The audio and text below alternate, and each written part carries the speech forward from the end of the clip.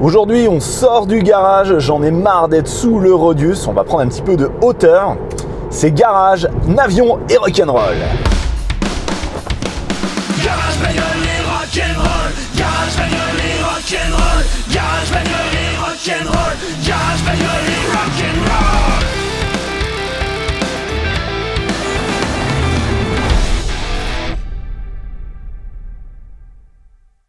Hey, salut à tous, bienvenue sur Garage Bagnole et Rock'n'Roll. Aujourd'hui, je vous amène à un petit aéroport. Il y a Yanis, un abonné, qui y travaille.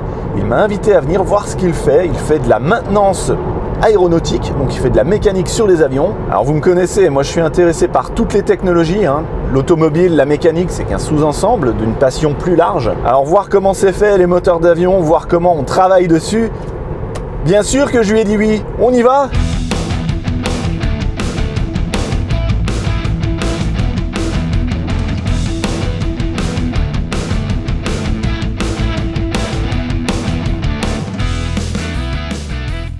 Ok, ben c'est bien là. Bonjour, salut Yanis. Comment tu vas? Bien et toi? Ça va, merci. Ça fait plaisir de te voir. C'est moi qui te remercie de m'avoir invité ici. Donc là, on est à Pontoise Aéromaintenance. Exactement. Donc tout ce qui est, c'est un aéroclub, plus précisément. Ok. Et nous, notre hangar, il est spécialisé dans la maintenance aéronautique. Super. Et toi, tu fais quoi là? Alors, je suis Exactement. mécanicien aéronautique et Ouais. je suis spécialisé dans l'aérostructure, tout ce qui est la structure de l'avion. T'es un peu carrossier alors des avions. En gros, si tu veux, je suis carrossier, voilà, dans le terme, Ok. dans le terme, automobile. dans le terme automobile. Eh ben super. Écoute, est-ce que tu peux nous montrer maintenant ton atelier? Il n'y a pas de souci, avec plaisir. Bon bah François, je te fais découvrir un peu l'univers. Ouah, c'est énorme. Et vous en avez même accroché au plafond? Tellement il n'y a pas de place dans le hangar, oui. Alors si tu veux voir un intérieur d'avion, comment c'est fait. Ok. Voilà, donc c'est un Cessna 150. Ouais. C'est pour apprendre à piloter. Sur cet avion, voilà, on est en train de changer le moteur. Donc là, si tu veux, bah, c'est un bâtimoteur. Et ça, c'est nos cylindres blocs. D'accord. Donc c'est l'équivalent d'un châssis en fait. Exactement, d'un châssis. Qui va tenir tout le moteur. Alors, mais Exactement. c'est super fin là comme tube. On dirait, hein, mais ça résiste. Hein. Ça Ouais. résiste énormément à tout, au choc, aux vibrations. Ok. Beaucoup de vibrations parce que c'est des avions, donc le moteur, l'hélice, ouais. elle entraîne. Et bah, le bâti, il faut qu'il supporte. Donc c'est vachement contrôlé. Ok. Il y a en fait dans la doc technique du constructeur, ce bâti, ils vont dire au bout de 1000 heures de vol, il faut le contrôler pour voir s'il n'y a pas de cric. Alors les crics, c'est quoi? C'est des fissures. Et plus précisément, c'est au niveau des soudures. Il faut venir contrôler, donc c'est pas nous qui le faisons. Ça, Ok. tu as des entreprises dédiées pour. Ok. Eux vérifient si le bâtimoteur va bien. Et voilà, après, au bout de 1000 heures, si le truc est bon, on le remonte avec des nouveaux cylindres blocs. Hein. C'est comme une voiture, Ouais. on met des nouveaux. Et là, tu vois qu'on a 4 cylindres blocs sur ce moteur. D'accord. Là, je te présente un TB30 Epsilon. Donc, c'est un avion qui était dédié à l'armée de l'air Ok. pour leur entraînement. Donc c'est un avion, je vais dire de voltige, mais bon, tu peux faire pas mal de choses avec. C'est un avion qui a 2 places, mais l'une derrière l'autre. Si tu D'accord. préfères, c'est pas des places côte à côte. Ok. Et le pilote est bien à l'avant? Le pilote est bien à l'avant, Il y a certains avions où le pilote est à l'arrière. exactement, mais là le pilote est à l'avant. Et en général, c'est le pilote à l'avant et tu as l'instructeur à l'arrière. Parce que Ouais. vu que c'était des avions d'entraînement, les jeunes qui apprenaient à piloter, ils étaient Ouais. devant et tu avais toujours l'instructeur derrière qui contrôlait si tout se passait bien. Ok. Voilà. Et qui a été, maintenant c'est plus ça. Donc ces avions, ils ont été, on va dire, radiés de l'armée. Ok. Donc maintenant, ça par exemple, ça appartient à un propriétaire lambda quoi, qui a voulu s'acheter un TB30 Epsilon. Eh ben on voit que c'est un flat six. C'est ça, hein? Donc là, nous avons les 6 cylindres. C'est comme une voiture, en vrai. Voilà, tu as le petit alternateur avec la courroie qui va là. Ok. Et au lieu d'entraîner des roues, eh ben, ça entraîne une hélice qui est juste là. Ok. Derrière, après, tu as tout ce qui est filtre à huile. Ah bah c'est les mêmes filtres que Ouais. les bagnoles. Hein. Ouais, Ok. c'est vraiment ça. Donc là, je te laisse regarder, c'est comme tout à l'heure. Je te montrais, donc tu as les cylindres blocs qui sont là, ouais, voilà, ouais. avec le bâti, Et le châssis bâti. le bâtimoteur. On appelle ça un bâtimoteur. Le petit pot d'échappement, comme tu peux le voir, on a un pot d'échappement qui est juste là. Hop, voilà, collecteur d'échappement avec Donc là on est sur un échappement libre quasiment. échappement libre, on va dire oui. Parce qu'on est bien d'accord qu'un échappement, ce qu'on veut, c'est qu'il sorte le plus vite possible, les gaz d'échappement. Bien sûr. Moi, j'ai jamais compris ces histoires de back pressure dans les échappements.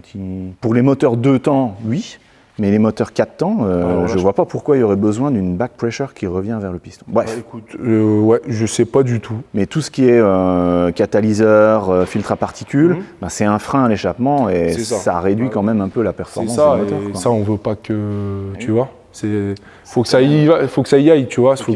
Voilà, quand tu mets plein gaz, et ben faut que tu remettes le plein gaz. Il n'y a pas un truc qui retienne, quoi. Ce qui est bien sur les moteurs d'avion, c'est que quand on fait un contrôle de, j'ai perdu le mot, de pression. Voilà, de compression. De compression, merci beaucoup. Et ben s'il y a un problème, on peut l'entendre directement. C'est-à-dire on injecte de l'air dans le cylindre et après on met juste à écouter, c'est dans le réservoir d'huile et dans l'échappement. Ok. Voilà. Et si ça fait... Non, ça t'entend un petit filet d'air. Okay. En fait, tu sais si c'est la soupape d'échappement ou d'admission qui fuite un petit peu. Et ce qui est bien, c'est qu'on peut changer directement que le cylindre. Oui, là il y a une culasse par cylindre. Voilà, c'est ça, tout simplement. Okay. On voit bien, on a la culasse ici. Donc c'est ça les vis? C'est ça, qui retiennent le cylindre, ouais. Donc tu as ceux-là et les petites qui ajustent là. Donc tu as la même chose en dessous. Bien sûr, torqué. Torqué, ça veut dire quoi ça, torqué? Torqué. Serré au couple. Serré au couple. Donc pareil, l'hélice, elle doit succomber à une visite pour voir si tout se passe bien.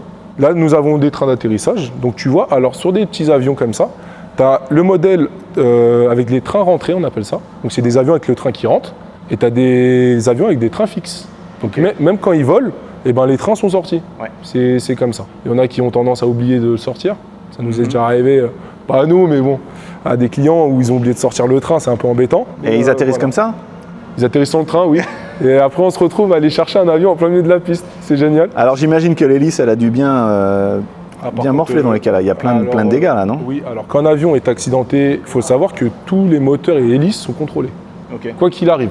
Parce qu'on peut pas savoir si l'hélice elle a pris un pet, parce que des fois, on voit que l'hélice elle est propre, mais au final, à l'intérieur, en fait, c'est tout cabossé. C'est un peu tordu. Exactement. Et tout ce qui est moteur, ben pareil, on doit tout contrôler, vilebrequin, voilà, et j'en passe. On a un carburateur, enfin un je crois que c'est ça. C'est la prise d'air là, un filtre à air devant. C'est ça. Et oui, effectivement, le gros carbu. Servo fuel injector. C'est ça. Ok. La doc préconise que tu dois faire une visite à 50 heures. Ouais. Donc, c'est des heures, c'est pas des kilomètres du coup, oui. Non, c'est des heures. Donc 50 heures de vol, 100 heures de vol, 200 heures de vol, 500 heures, 1000 heures. Et après, tu as la visite annuelle, on appelle ça. Après, je te dis, là, je t'ai tout dit, mais en fonction des avions de constructeurs, par exemple, à 200 heures, il y en a, ils ne la font pas, enfin bref. Okay. C'est vraiment, ça dépend, il faut regarder la doc, il faut suivre. Et tout ça, voilà, donc 50 heures de vol, on a une gamme, faire une vidange, vérifier 2-3 trucs, tout simplement. Et la visite annuelle, par contre, c'est vachement plus poussé, quoi. Ouais. C'est limite, il faut démonter un peu pour voir les axes d'ailes, pour voir s'ils ne sont pas abîmés. Ah, tu vérifies la structure, quasiment. Exactement, pratiquement, c'est ça, quoi. Donc, une fois par an, ouais. Voilà, c'est ça. Et ben, tu sais quoi, ça me fait penser à Jacques Brel. Tu connais Jacques Brel? Oui, le chanteur belge. Oui. Il était aussi pilote d'avion. Je savais pas du tout. Ah si. Et à la fin de sa carrière, il était dans les îles Marquises et il avait un avion là-bas et il faisait des trajets entre les Marquises et Tahiti pour aider les gens. Jacques Brel, il disait toujours, je suis plus en sécurité dans mon avion que dans ma bagnole, quoi. Parce que mon avion, il est toujours bien entretenu. J'ai une checklist à faire, à vérifier mécaniquement que tout va bien avant de... La checklist pré-vol. Pré-vol, voilà. Avant de démarrer, il dit, dans ma bagnole, je prends ma bagnole, je ne sais même pas si au premier feu rouge, ça va freiner. Non, c'est vrai que bon, il y en a beaucoup qui ont peur en avion, je peux comprendre avec les turbulences. C'est vrai que quand il y a un accident en général, c'est grave, hein, on ne va pas se le cacher. Mais honnêtement, c'est incroyable. J'ai tendance à faire des petites heures de vol par-ci, par-là. Ah ouais? Oui, cool. Après, c'est très cher. C'est très cher. Mais bon, si je peux me le permettre, je le fais. Et c'est incroyable. On est au-dessus des nuages, on pense à rien en fait. C'est une autre dimension. Après, j'invite les gens à le faire, à essayer au moins, même si on a peur. Il y a des vocations qui peuvent naître là. D'ailleurs, c'est comme ça que Jacques Brel a eu la vocation de piloter. À un moment donné, il a fait un petit vol comme ça, il s'est dit il faut que je pilote. Ah non, franchement, c'est génial. C'est rare d'avoir cette sensation-là. Après, il y en a qui l'ont, il y en a qui l'ont pas. Mais... Non, ouais, mais il y a vraiment un sentiment de liberté, c'est clair. Voilà. Alors, tu me montres quoi maintenant? Alors là, je vais te montrer, c'est mon petit bébé, on va dire. Okay. C'est un avion que j'essaye de restaurer depuis quelques années. Bon, je ne suis pas tout seul, il y a vraiment tout le monde qui est dessus. Mais j'essaie de restaurer. Donc, c'est un avion allemand construit par les Français. D'accord. C'est un Messerschmitt 108. Un Nord 1002, c'est celui-là, là-bas. Celui-là. Voilà, donc c'est un avion construit en 1944 Ouais. et qui servait pour la guerre, quoi. C'était, bon, celui-là, on ne sait pas s'il a vraiment volé pendant la dernière année de guerre, on va dire. Mais on pense que oui, il a fait un peu on va dire de la guerre. Un vrai alors. Ça serait un vrai d'origine. Voilà, donc je suis en train de le restaurer. Donc si tu veux voir un peu l'intérieur, je t'invite. Donc il n'y a rien dedans, par contre. D'accord. J'ai tout enlevé. Donc tu vois, même les instrumentations, elles sont un peu... Il y a un système à chaîne là-bas, c'est quoi ça? Alors ça, c'est les volets. Ah d'accord, ok. Voilà, tout simplement. Donc là, tu as la radio qui est juste en dessous. Voilà, c'est ce qu'il y a là. Ok. Et au-dessus, c'est tout ce qui est altimètre, VOR, tout le tralala. Tout analogique. Voilà. Ouais, c'est chouette, hein. Ok, les 2 trucs jaunes là, Ouais, exactement. réservoir d'essence, ok. Et quand c'est marron comme ça, c'est des réservoirs d'huile. Ok. Voilà, donc tu vois, c'est un peu une forme assez spéciale. Mais parce que en fait, faut que ça prenne la forme de l'aile, tout simplement. Et ça, c'est un avion qui a la particularité d'avoir les ailes qui se replient. Ok. Parce qu'à l'époque, quand ils le transportaient sur les trains, Ouais. il le pliait, il gagnait de la place. C'est sûr que quand tu es sur un train, tac. Donc les ailes, ici, tu as un petit levier avec un axe. Et en fait, c'est ça qui te permet de tourner les ailes. Ouais. Donc après, tu as les ailes à ras le fuselage, si tu préfères. Ok. Voilà. Alors j'imagine que ça c'est important là, ce qui est marqué. Là. Exactement. Si tu fais pas ça, c'est un peu compliqué. Voilà. Qui volent comme ça. C'est ça. Donc si tu veux voir ce que j'ai changé dessus, Ouais. Alors, donc si tu veux, ça c'est le plancher. D'accord. Donc ça c'est ce que j'ai changé. Si tu veux, je vais te montrer pourquoi. Parce qu'en fait, il y avait des crics. Donc les crics, c'est des casses. Oui. J'ai oublié de te dire que c'est un avion qui a été accidenté. Ok. Je sais plus quand. Honnêtement, ça doit faire 4 ans, 3 ans, il me semble. Qui a fait, justement, parler des atterrissages sans train. Celui-là, il a atterri avec les trains, mais il a dérapé un petit peu. D'accord. Donc le train a traversé tout le fuselage, si tu préfères. Donc le gros train que vous voyez là, ce train-là a traversé tout le fuselage et est arrivé entre les jambes du pilote. Donc ils ont eu chaud. Mais bon, voilà, grosse réparation à faire. Donc voilà les dégâts que ça a fait. Ça là. Ça a fait tout ça. La vache. Pourtant, c'est du épais. Donc ça, c'est de l'aluminium. C'est une traverse, hein. Alors ça, c'est une traverse. Alors ça, on appelle ça un tunnel. Okay. Et dedans, tu as toutes les commandes de vol. Ok, c'est ça qu'il me faut pour le Rodius. Il n'y a pas de souci, je peux te le passer. Par contre, il y aura un peu de boulot à faire dessus. Est-ce que ça rouille? Ça, moins que le Rouillus. Donc si tu veux voir les pièces que j'ai changées en neuf, elles sont là. Voilà le tunnel que vous reconnaissez, il est juste là. Et tu vois qu'il est tout neuf. D'accord, oui, effectivement. Un sacré chantier quand même. Pour faire Parce que en fait, tout est en contrainte. Ouais. Et c'était Tetris pour le sortir, quoi. Ok. T'as un sens pour le sortir et tu peux pas le remettre dans un autre sens, quoi. D'accord. Et c'est vissé, rifté ça? Ah oui, alors c'est rifté comme tu le vois là. Donc là on ne verra pas, mais ça on va le mettre derrière. Ouais. Là tu vois c'est des rivets. Ouais. Donc c'est des rivets à frapper. Donc tu dois utiliser une rifteuse que je vais te montrer juste après. Ok. Je vais te montrer ma belle caisse quand même. Ouais bah oui. Hein. Donc c'est des rivets à frapper et t'as de la vis aussi. Bon après tout ce qui est vis c'est vraiment ce qui tient les commandes de vol, quoi. Okay. Le riftage, c'est plus pour tenir le ventre mou en dessous. Ouais, voilà la structure. Ouais. Et tu vois la grosse tôle, c'est tout ce qu'il y a là, et qui traverse jusqu'ici en fait. Donc là aussi, neuf alors. Tout neuf, tu vois, j'ai refait des nervures toutes neuves. Donc tout ça, c'est de la forme. Et ça, c'est vraiment le métier que moi, je fais. Voilà. Moi, je fais vraiment tout ce qui est tôlerie, soudure. Bon, après, la soudure, je pratique pas. Mais voilà, quoi, tout simplement. Et ça, tu vois, le bâtimoteur, ça n'a rien à voir. Ah oui, là on est sur du gros bâti, ouais. Voilà. Effectivement. Et ça, c'est équipé d'un moteur Renault 6Q. Parce que Renault, il faisait des moteurs avant. Et ça va, ça tombe pas en panne? Actuellement, le moteur est encore en super état. Bon. Et ça fait depuis 44. Renault, hein, fiable, hein. À l'époque. Ouais, alors justement, je sais que l'aviation, ça a beaucoup contribué à fiabiliser les moteurs d'avion. Il y a un siècle, les moteurs n'étaient pas super fiables. Pour les automobiles, ça causait pas trop de soucis finalement que ça tombe en panne. Mais du coup, quand l'aviation, ils se sont mis à commencer à produire sérieusement, ils se sont dit il nous faut des moteurs fiables et ils ont vachement travaillé là-dessus. Et du coup, On bénéficie, nous, maintenant, dans nos voitures, de la fiabilité de ce qui a été fait pour les avions, ce qui est plutôt cool. Hein. C'est ça, et même maintenant dans les Formule 1, Ouais. dans de la Formule 1, maintenant, tu as des, comment dire, je vais pas dire des pièces aéronautiques, mais presque. Ok. Toutes les petites ailettes qu'il y a et tout. C'est des ingénieurs aéronautiques. En fait, si tu veux, bien la sûr. Formule 1 travaille beaucoup avec les ingénieurs aéronautiques. Il faut encore qu'ils règlent un petit problème de marsouinage, là. Ouais, donc c'est pour ça, justement, ils te font des ailettes pour que la voiture reste vraiment plaquée au sol. Et tout ça, c'est des ingénieurs aéronautiques qui le font. Ok. Voilà. Donc, qu'est-ce que je voulais te dire d'autre? Bah, tu vois, viens voir. Là, c'est là où il y a les réservoirs. Donc, tout de l'autre côté où tu avais les réservoirs jaunes, là, tu vois, c'est à nu. Donc, tu vois, ici, là, par exemple, j'ai pas fini, mais je dois rifter tout ça, là. Ok. Donc, voilà, tout ce qui a les trous, en fait, c'est des rivets qui viennent dedans. Donc là, tu as le réservoir d'huile qui vient ici, justement, d'où la forme. Je t'ai dit tout à l'heure, c'est parce qu'il y a cette grosse pièce. Et le tunnel vient jusqu'ici.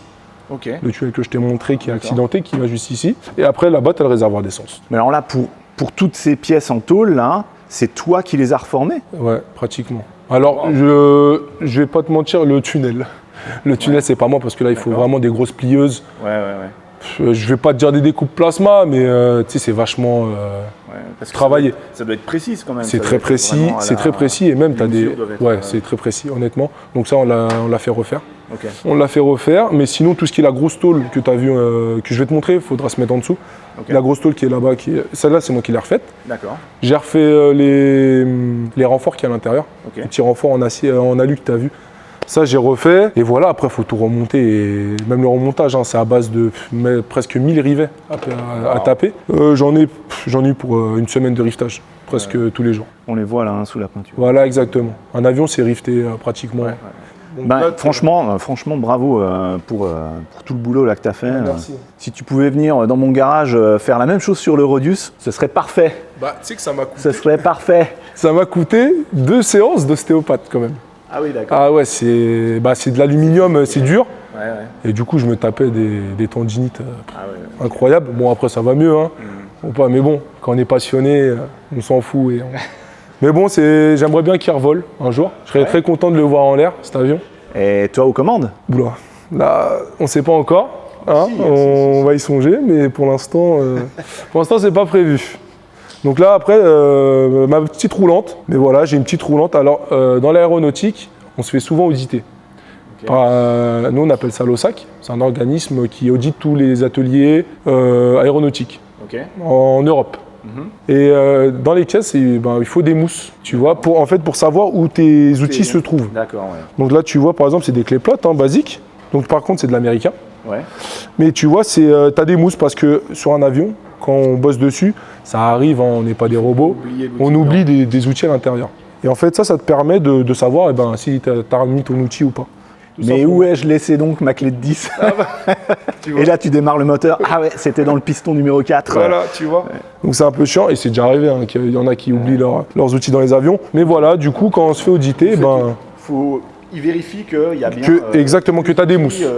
Bon, Ah oui. c'est pas comment dire, il te donne pas en gros une punition ou une amende, mais il te dit ça serait bien de le faire, quoi. C'est mieux. Donc voilà, tout simplement. Et après, je te montre ma super belle caisse Schumach. Les chaudronniers dans l'aéronautique, on les appelle les Schumach, pour savoir. Ah d'accord, ok. Voilà. Et voilà, donc là, si tu veux, tu as tous mes accessoires. Ça, est-ce que tu connais? Non, j'ai vu que c'était installé sur ton avion. Donc ça s'appelle un bitard. Et ça marche comment alors? Montre-moi, ça va. Il faut que ça soit droit comme ça. Ouais. Et en fait, il faut que tu viennes donc serrer sans horaire. Et en fait, tu vois que la tôle, le petit téton va venir se refermer. Et en fait, grâce à ça, je ne sais pas si tu vois, il y a des petites dents, enfin des petites lèvres. Ouais. Et cette lèvre-là, elle va te permettre de coller la tôle avec l'autre. Ah d'accord, ok. Donc je vais te faire un exemple. Donc là, tu vois, elle est plaquée. Je la dévisse. Ouais. Donc tu vois, là, je la dévisse, tout simplement. Tu vois que la tôle ici, elle tient plus, le trou là. Ouais. Donc tu sais pas si c'est vraiment bien plaqué ou pas. Ouais. Donc ça te permet de venir coller cette pièce-là avec cette pièce-là. Ok. Pour que tu puisses bien fixer ta tôle, donc de là à là, à là. Et au fur et à mesure, tu enlèves. Donc là, hop, tu la remets. Admettons, hop, si ça veut bien, comme par hasard. Voilà. On va la mettre là. Ça veut bien rentrer. Oh, C'est l'effet démo. ouais. Est-ce qu'on pourra mettre un fail sur ça? Si tu veux. Donc voilà, là c'est rentré. Et en fait, pour coller la tôle, tu viens serrer. Voilà, là c'est serré. Et tu vois que ta tôle ici, elle est bien plaquée partout. Ok. Et à partir de là, tu peux mettre soit des vis, soit des rivets. Ok, donc là, j'imagine, tu mets un rivet entre chaque. Exactement. Et après, tu peux les enlever et puis. Exactement. D'accord, ok. Ça fait ça. Voilà. Super. Donc voilà, je vais te montrer. Alors, toi qui es fan d'outils à air comprimé, Fan. bon, t'en as pas mal quand même. C'est ce que j'aime, mais voilà. Bah voilà, nous on en a pas mal aussi. Perceuse, Scalex, donc pour poncer si tu préfères. Ouais. Voilà. Je m'en suis acheté un petit truc comme ça. Ah ouais. Ouais. Bah oui, pour le rouillus, hein. Ah bah oui, il en faut bien. Une petite disqueuse. Ouais. Hop. Et ça, on appelle ça, c'est ça que je te parle. Alors ça, c'est nous, voilà, dans le jargon, on appelle ça un pétard. D'accord. Voilà. Ça te permet de rifter si tu préfères. Donc tu mets ta tête là. Derrière, il faut mettre un tas. Donc un tas en acier, en plomb, en ce que tu veux. Et en fait, ça te permet d'écraser le truc tout simplement. Voilà. Donc c'est ça les rivets. Donc je vais te montrer la différence entre un rivet frappé et un rivet à... Alors toi, je pense que tu connais plus ce type de rivet là. Oui. C'est les rivets qu'on met en général sur les plaques d'immatriculation. Voilà, ça, rivet classique. Voilà. Donc nous, on appelle ça un pop, un Cherry Max. D'accord. Après, c'est juste la matière qui change à peu près. Et ça, c'est un rivet à frapper. Voilà, donc aluminium, inox, ça dépend ce que tu veux mettre. Et tu tapes sur le côté qui n'a pas la tête, c'est ça? Alors, tu viens mettre ta bouterolle, il y a la petite empreinte là, juste là. Ouais. Et tu viens mettre ton empreinte dedans comme ça. Ah d'accord, ok. Voilà. Et derrière, donc là, tu as... c'est le tas qui va... Voilà, en général, tu as ta tôle qui est juste ici. Et en fait, quand tu vas frapper ici avec ta rifteuse, tu as un tas derrière et en fait, tu viens écraser la petite tête là. Et en fait, c'est ça qui vient. Et en fait, le rivet à l'intérieur, il va gonfler. Ok, ça écrase la tige en fait. C'est ça. Et la tête reste ronde. Exactement. D'accord. Bon, mais en tout cas, ça fait comme ça l'effet quoi. Voilà, ça fait cet effet-là. Donc là, tu as les réservoirs. Ok.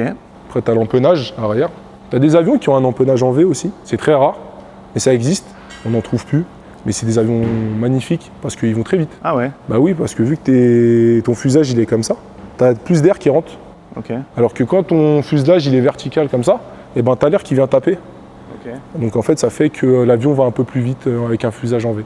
D'accord. Et puis il y a les Antonov qui ont les deux empennages aux extrémités. Ouais. Bon après l'Antonov, il en a besoin parce que bon, il prend pas mal de poids. Est-ce que ça te plairait de travailler sur un gros avion comme ça, un Antonov? Bah, je sais pas, j'aime bien les petits. C'est mignon. Non, je trouve que c'est super. Après un Antonov, ça doit être impressionnant. Hein. Par curiosité, j'aimerais bien le faire.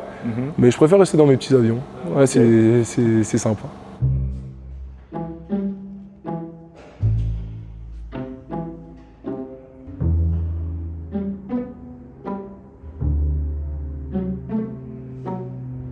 Patrice, tu travailles ici et tu fais quoi exactement là? Alors tout ce qui est mécanique, aussi bien moteur que cellule.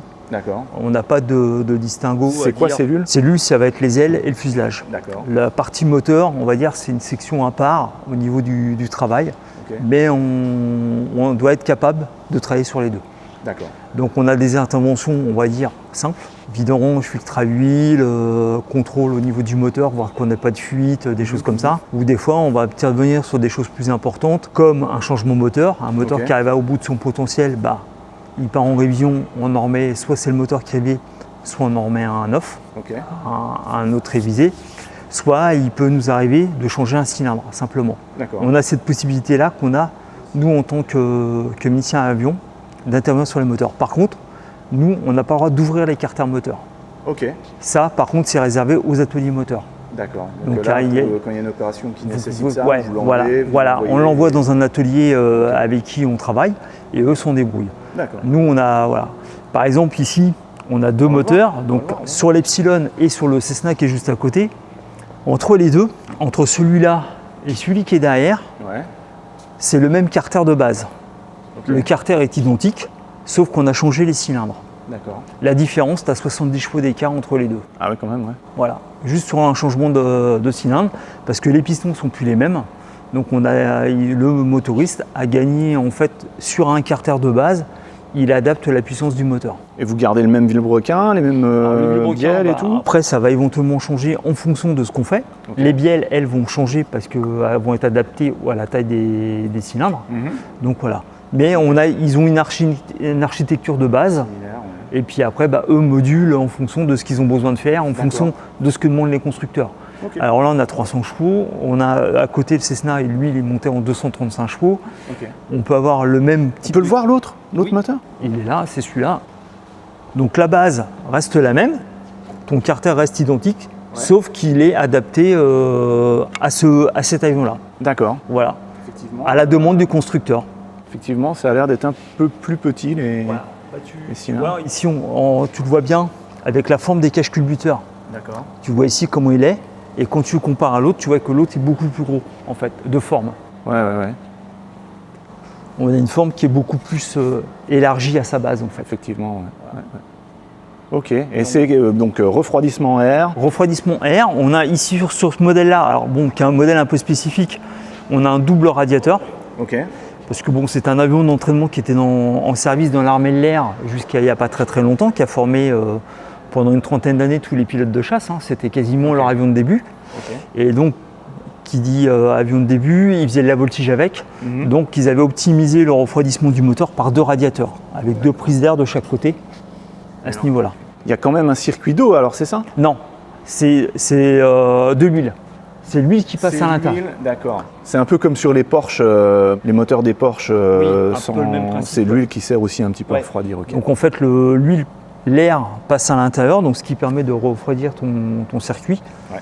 Donc double refroidissement, et ce qui te permet de maintenir l'huile à une certaine température Ok. pour que tu aies des performances optimum au niveau de ton moteur. Alors justement, ton moteur, comme il va monter en altitude, descendre, tu n'auras pas la même pression d'air, tu n'auras pas la même Voilà. densité de l'air, tu n'auras pas le Alors même après- apport en oxygène. Alors comment c'est géré? Parce que c'est du carbu et tout. Alors là, on n'est pas sur un système carburation, on est sur un système avec des injecteurs. Ok.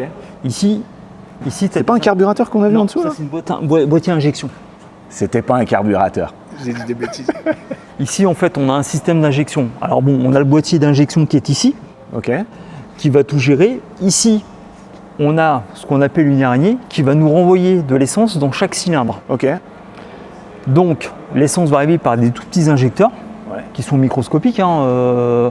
Ça fait quoi? Tu as une ouverture limite d'une tête d'épingle, hein. D'accord. C'est pas très gros, hein. Qui va nous injecter donc, dans les 6 cylindres. À ce moment-là, ici, on a les tubes d'admission d'air Ouais. qui va nous renvoyer l'air dans la partie haute du cylindre, qui va nous permettre de faire notre mélange air-essence, avec un double système de bougies D'accord. pour l'explosion Il y en a une en dessous, une au-dessus. au-dessus. Alors sur les avions, sur les moteurs à piston, on a un double système d'allumage. On a ce qu'on appelle une magnéto droite, une magnéto gauche. En fait, si on coupe un des circuits de magnéto, on a toujours une bougie qui tourne, et on a toujours une bougie qui fonctionne. Ok. Par cylindre. Voilà, alors en règle générale, une magnéto, t'alimente un côté le haut et l'autre côté le bas. Ok. Voilà. Parce qu'il est hors de question. Donc magnéto, c'est quoi? C'est l'équivalent de la bobine sur, C'est comme une bobine, ouais. Comme les vieilles bobines, voilà. sur les moteurs essence à carbu classiques ou... Ouais. Mais Et ce qui permet, donc en fait, c'est autonome, donc ça, après, ça alimente à chaque fois les bougies, directement, par des fils à haute intensité, donc qui sont protégés gainés, parce que ça, on envoie quelques milliers de volts dedans, donc voilà, faut éviter de se prendre une châtaigne. je m'en suis pris une sur la Twingo, je m'en souviens. Donc ici, watch.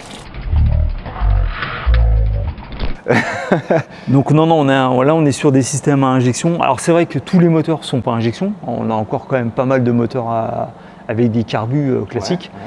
Mais c'est vrai qu'arrivé à une certaine puissance, on passe sur des moteurs à injection. Ok. Alors comment du coup comment est gérée la quantité d'essence par rapport à la densité de l'air? Ça se fait. Alors, lui il a, après on a une gestion en cabine par les commandes. On a des commandes moteurs en fait qui nous permettent justement de gérer ces paramètres-là. Et c'est le pilote qui va ajuster le truc. Ouais. Il se dit, ah tiens, je perds un peu de puissance, je suis trop haut, je vais augmenter un peu d'essence ou je sais pas quoi. ou- Voilà, on a une commande de richesse qui nous permet d'ajuster. module comme ça, Ouais, la en richesse module, du ouais. moteur. Alors après, c'est vrai qu'on a l'hélice aussi qu'on peut jouer sur le pas variable de l'hélice qui peut se régler en vol.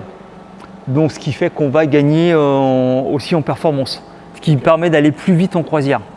D'accord. On va gagner plus vite en croisière et dans une certaine phase, au moment où on fasse tout ce qui est phase de décollage et d'atterrissage, on va changer le pas de l'hélice, ce qui va nous avoir des performances optimum dans ces phases-là. Ok. Donc on triche un peu là-dessus. D'accord. Est-ce que je peux dire quelque chose? Vas-y Yannis. J'ai fait le rodage de soupape de ce moteur. Ah bien. Et j'en suis fier parce que c'était le premier. D'accord. Et voilà. Et il marche encore alors? Bah écoute, apparemment il marche encore. C'est le tout premier des Epsilon qu'on a refait sorti de l'armée de l'air. On en a refait 3 en fait. D'accord. Donc c'est tout premier. Donc les 3 sont arrivés sur des camions. Moi. Donc c'est pas arrivé en vol, donc il a fallu tout reprendre. On a ouvert les moteurs. Beaucoup de pièces ont été contrôlées en contrôle non destructif par moyen de sécurité, les trains d'atterrissage, le bâtimoteur. Ça fait partie des choses, on va dire classiques pour nous. Un bâtimoteur, à chaque changement moteur, tu l'envoies en contrôle. Pour être sûr qu'il n'y ait pas une crique, un défaut. Une crique, une fissure. Ouais, une fissure à l'intérieur. Je commence à... À l'œil ne se voit pas, mais par contre en radioscopie, Vous faites la radioscopie des tuyaux là, c'est incroyable. Ils contrôlent tout. Mais ça c'est pareil, c'est sous-traité. Parce que ça demande du matériel et une expérience, une qualification requise. Alors tu me disais, cet avion a été utilisé pour faire de la voltige, donc quand les mecs ils sont la tête en bas, comment est géré le circuit d'huile? Comment ta pompe à huile, elle fait pour pas déjauger? On appelle ce qu'on appelle nous un Kristen, et en fait ça permet d'alimenter le moteur.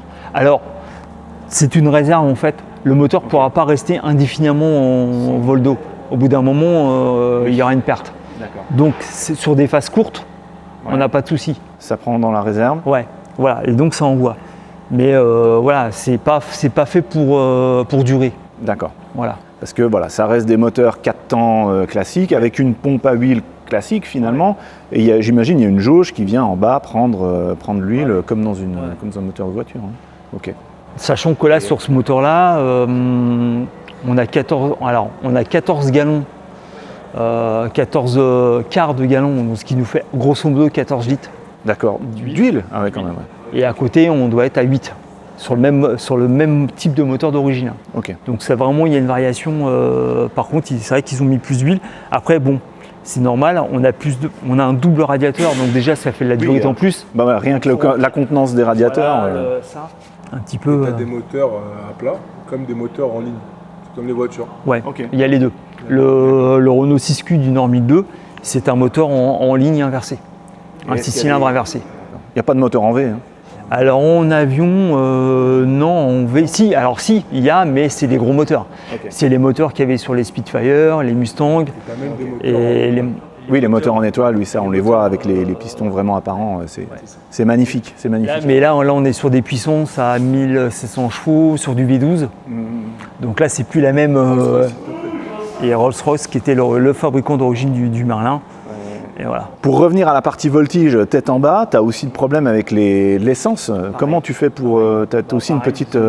Tout est sécurisé dessus. Après, bon, ici, on a une partie pour l'essence, pour contrôler tout ce qui est essence, tout ça. Okay. Mais bon, c'est pareil, c'est pas fait pour rester longtemps. Au bout d'un moment, les circuits se désamorcent. Ouais, bien sûr. Ouais. Donc voilà. Même si on a un système avec une injection qui est quand même plus performante qu'une carburation. Ok. Voilà, à ce niveau-là, au niveau. Donc après, bon, nous on contrôle tout. Les trains d'atterrissage, ça va de la simple pression de pneus à démonter les roues, contrôler les freins, démonter un train d'atterrissage. Il y a vraiment. On va sur tout en fait.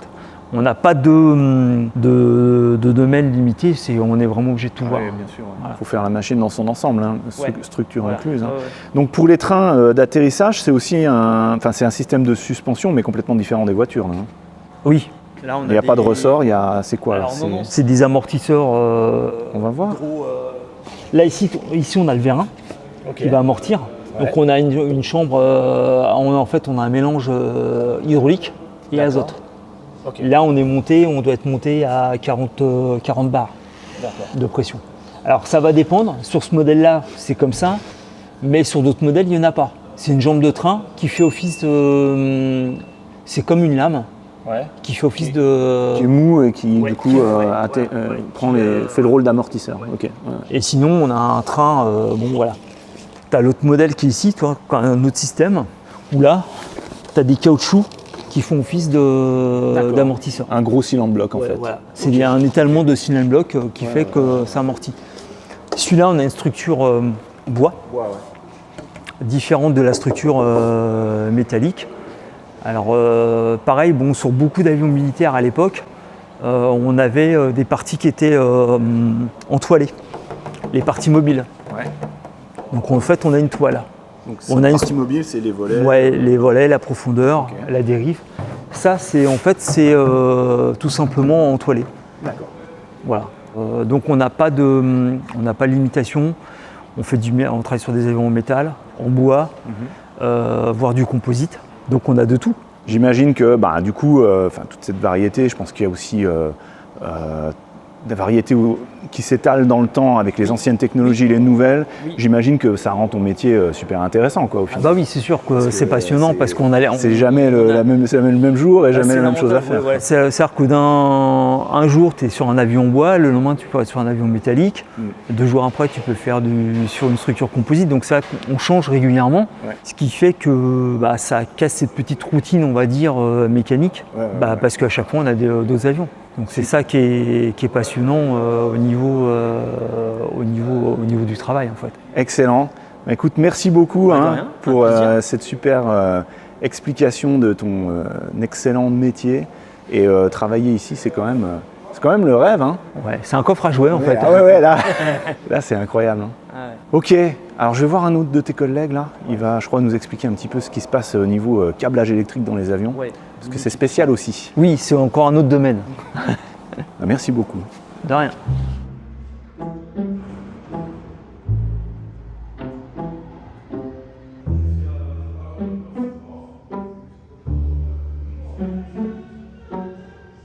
Melvin, Salut, enchanté. qu'est-ce que tu fais ici? Alors ici, en fait, essentiellement, mon rôle, c'est de faire de la mécanique. Et en ce moment, on est en train de développer la partie, c'est-à-dire avionique, c'est-à-dire la partie un peu électricité, tout ce qui concerne l'électrique embarqué dans l'avion. D'accord, mais alors vous faites tous un petit peu de mécanique alors chacun... Oui, à la base, c'est notre activité principale. Ok, Donc après, ce qu'il y a de bien en fait ici, c'est que si tu veux, on touche un peu à tout, quoi. ouais. Donc en fait, on est vraiment spécialisé dans la mécanique, c'est ça. On développe en ce moment bien la partie avionique parce que c'est quand même une partie qui est super intéressante et aussi qui est super importante dans l'avion.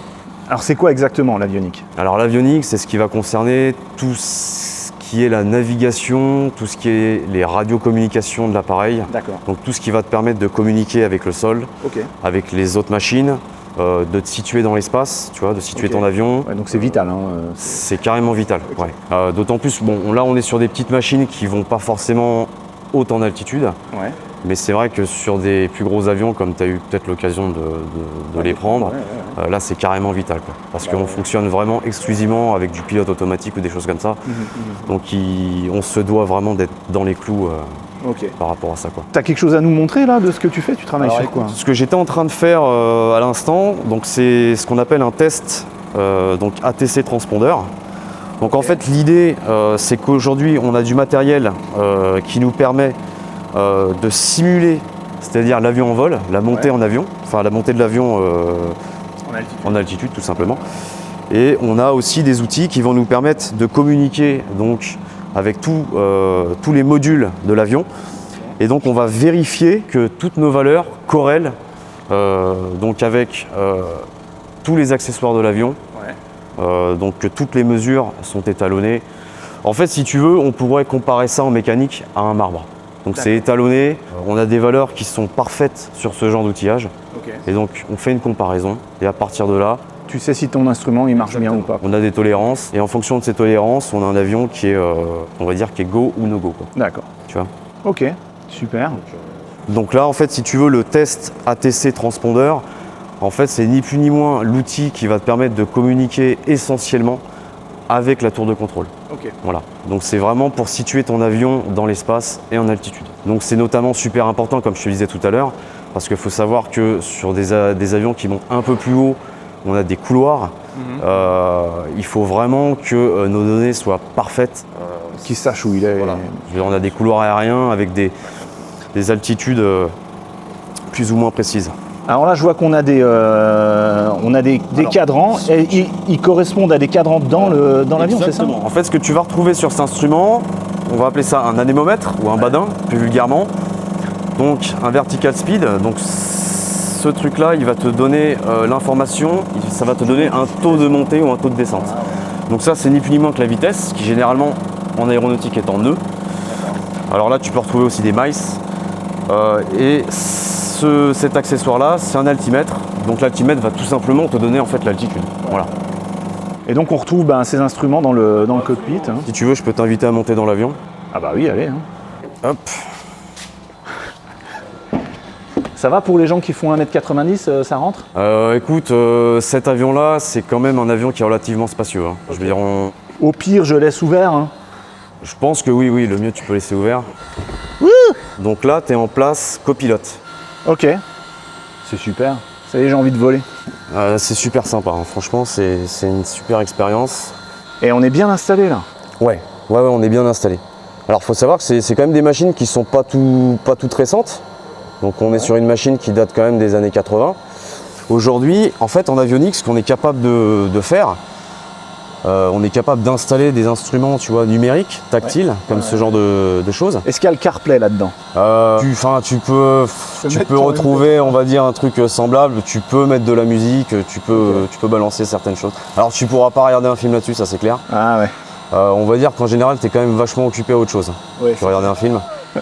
Donc on retrouve notre altimètre, on retrouve notre vitesse verticale. On va appeler ça un T basique ou le six-pack si tu veux. Donc en fait, tu vas avoir des informations d'horizon.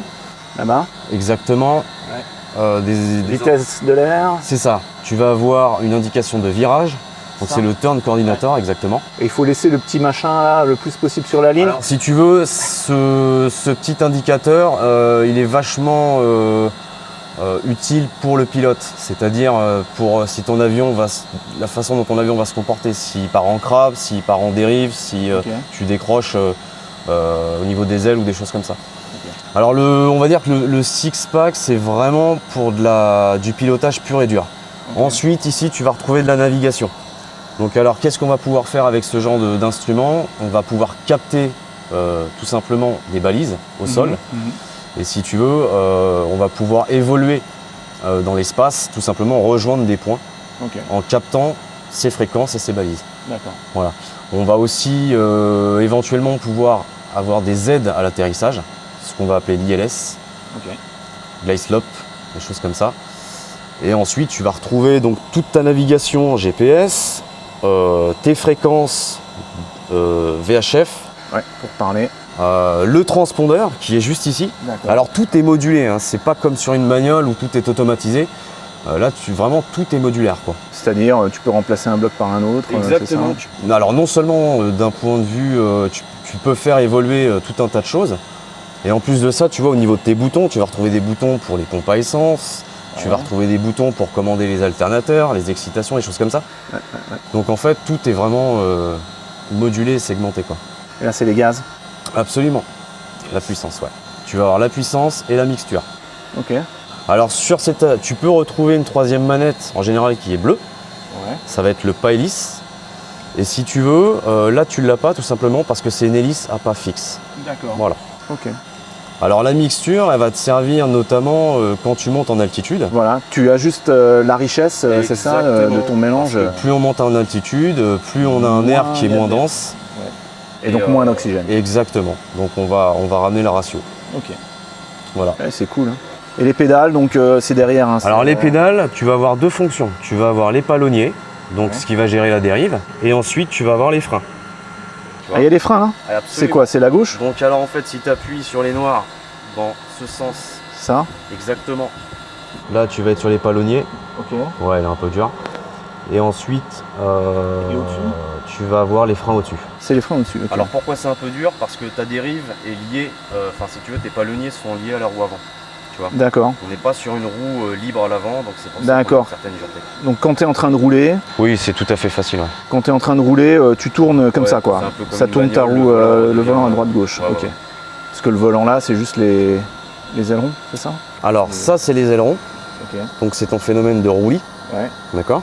Donc ça va être, comme ça. Si tu veux, ça va être ça. Ok. Ça, les ailerons. Ouais. Et quand on tire? Ta profondeur. Donc ça, c'est ce qui va gérer le tangage, comme sur un bateau. Ouais. Voilà.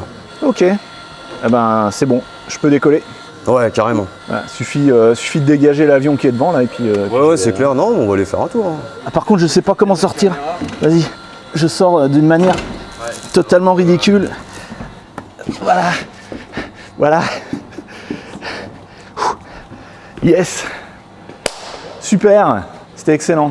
Ah bah pardon. Melvin, merci. Hein. Je voulais juste te dire merci parce que De rien, ouais, c'est super cool. là c'est la visite VIP vraiment de. Non mais c'est sympa, franchement c'est génial. Franchement c'est un métier qui est super cool. Bah ouais, parce que On s'amuse bien. j'en parlais avec ton collègue. Effectivement, vous Après, avez.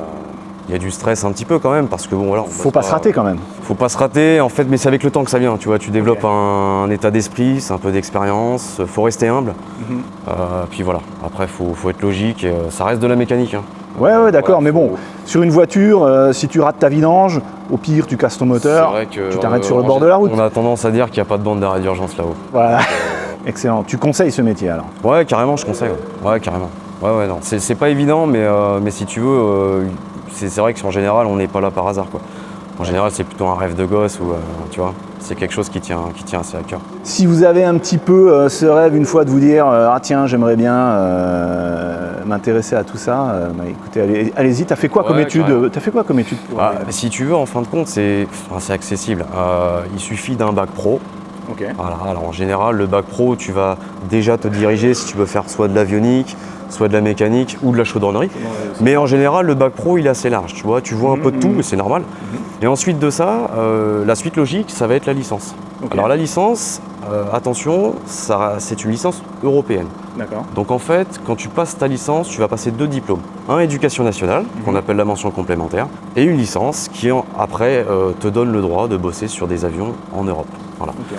Donc en fait, ça marche sous forme de QCM. Bon, faut se renseigner. Ok. C'est assez complet et c'est vrai que là, en général, on va vraiment voir un peu plus en profondeur les systèmes de l'avion. Ok. On étudie les choses bien. C'est assez bien fait. Voilà. Super. Il y en a de plus en plus. Il y a pas mal d'écoles qui font ça. Donc regardez autour de vous, bac pro, licence, il y a tout ce qu'il faut. Ouais, carrément. Et Il y a de quoi faire. il y a moyen donc de travailler dans le domaine de ses rêves. Absolument. Cool, merci Melvin. Bah écoute, je te remercie.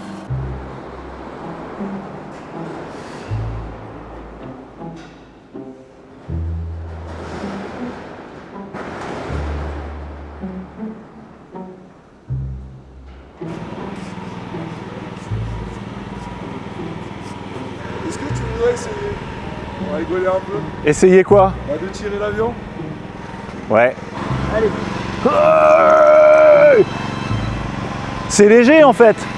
Ouais, ça va bien. Hein. On n'est pas sur les grosses machines. C'est moi qui dirige là. Hein. Ouais, c'est toi qui dirige. Ah, tu me dis. Hein. Je tire un flat 6 capable de voler. 300 chevaux. 300 chevaux. Injection et non pas carburation. Il a de la force, hein, le François. Hein. On va jusqu'où? Parce que je commence C'est à... la ligne jaune. Ah, ligne jaune. On va vraiment sur la ligne jaune. Ok. À partir de la ligne jaune, on appelle ça un taxiway. Ouais. Je sais parce que j'ai joué à Microsoft Flight Simulator. Donc voilà, et hop. Marc, Salut François. c'est toi le grand chef ici. Ouais, grand chef, ouais. Grand chef de l'atelier, ouais. Merci une fois de plus de nous recevoir. Alors, tu vas me montrer l'avion là maintenant. Ouais, Tu vas pouvoir le faire démarrer. on va essayer. Est-ce qu'ils ont bien travaillé là? Ah ben on va voir. Il y a toujours un peu de risque, hein. Si ça fait crack, Non, mais ça va bien marcher. ok. Bon, on t'installe? Ah bah ouais, ce serait vraiment top. Par contre, pas de voltige hein, pour moi. Non, non, on va juste rester au sol, on va faire tourner. Eh ben allez, go. Ça, c'est la batterie pour le démarreur? C'est le groupe externe, ouais. Ah ok, d'accord. Mais il y a quand même une batterie dedans ou... Ouais, il y a une batterie dedans, ouais. C'est pour justement préserver la batterie interne. Ok. Voilà, donc je te propose de t'installer derrière. Ok, alors attends, je vais donner ça à un collègue. Voilà. Yanis va tenir, merci. Alors on monte comment? On met le pied gauche là? Tu peux mettre ton pied là, tu peux mettre ton pied là. Vas-y, comme ça. Mets ton pied au milieu du siège, sur le coussin. Ok. Voilà. Allez. Voilà. Ok, T'es bien installé? bah ça va. C'était plus confortable le petit avion de tourisme. Hein. Ouais. Là, on sent qu'on est déjà plus dans un truc de l'armée. Hein. Ouais, ouais, c'est un peu plus... C'est rooks, quoi. Plus spartiate, surtout le dos. Bon, on y va? Bah ou non, on y va. Enfin, je sais pas. Allez. C'est toi qui me dis. Hein. Comment te sens-tu à l'intérieur, François? Eh ben pas mal. Alors bon, j'espère qu'on va quand même pas décoller. J'ai pas mis ma ceinture Pour la sécurité, c'est très important. et je me suis pas préparé à être aujourd'hui comme ça dans un avion. Alors je vois les commandes qui bougent autour de moi. Voilà, c'est ça. C'est incroyable. Alors tu vois, tu as un petit écran qui s'est allumé juste devant toi. C'est le entertainment system de l'avion. Exactement. Bah, vas-y Marc, go!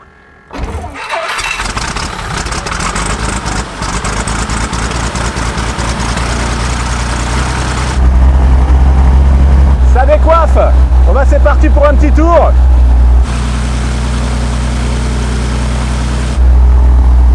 Ah carrément, oui, il ferme, ok d'accord. Youhou! C'est parti!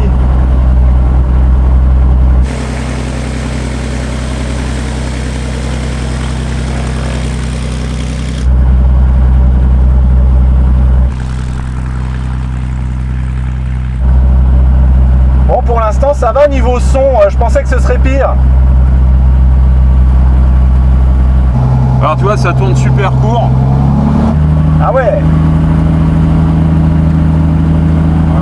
Ah, tu peux carrément faire demi-tour sur 5 mètres quoi. Ouais. Tu tournes sur place pratiquement, ouais. Ouais.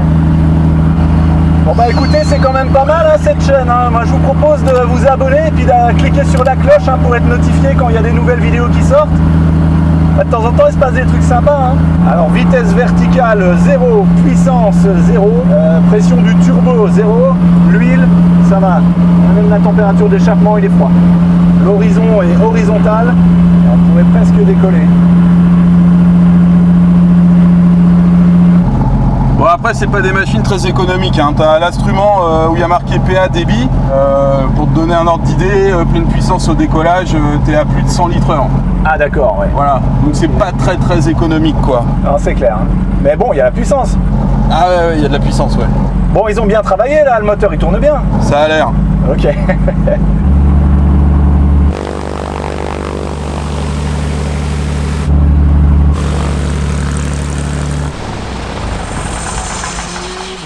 Wouh!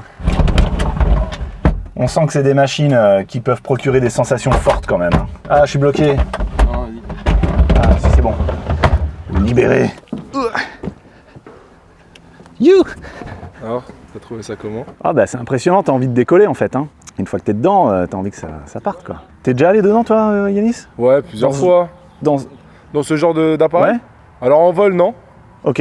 Après, comme là, un petit point fixe, on appelle ça un point fixe, Ouais. pour voir si tout se passe bien tout quand va bien, on fait des ouais. révisions. Oui, j'ai déjà fait.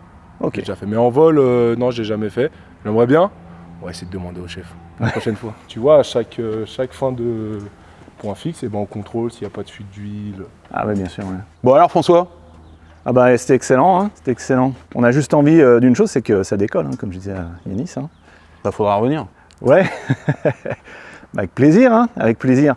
Alors sinon, tu m'as dit que vos avions, vous ne faites pas que de les réparer, mais vous faites aussi du detailing sur les avions. Ouais, Mais on c'est a incroyable, ça.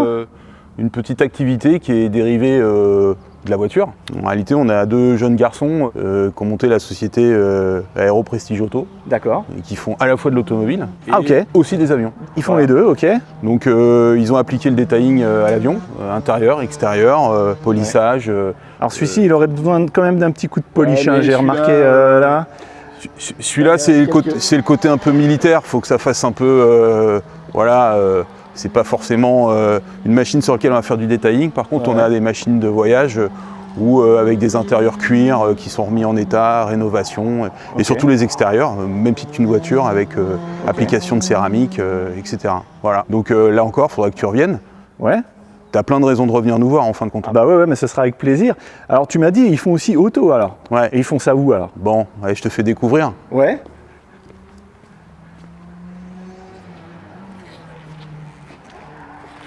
Ah ouais, d'accord. Là, c'est une vraie salle, quoi. Vraie salle de detailing avec tous les lumières pour voir les reflets dans les carrosseries. Ils ont de quoi travailler, là. Hein. Ouais, il rentre une voiture, ouais. Et alors, on les trouve...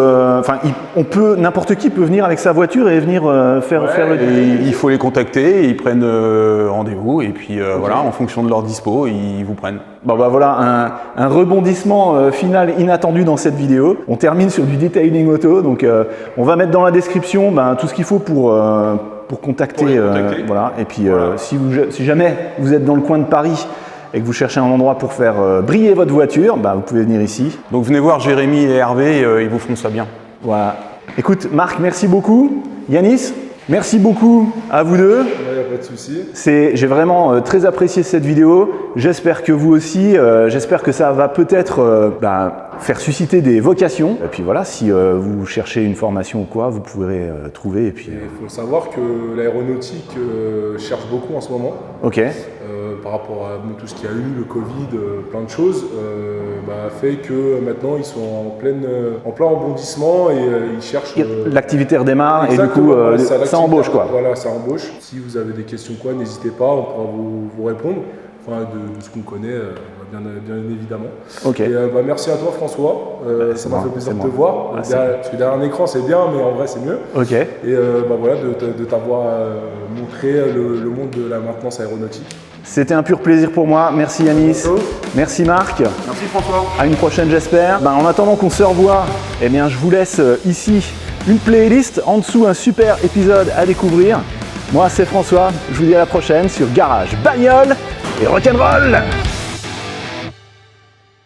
I believe I can fly.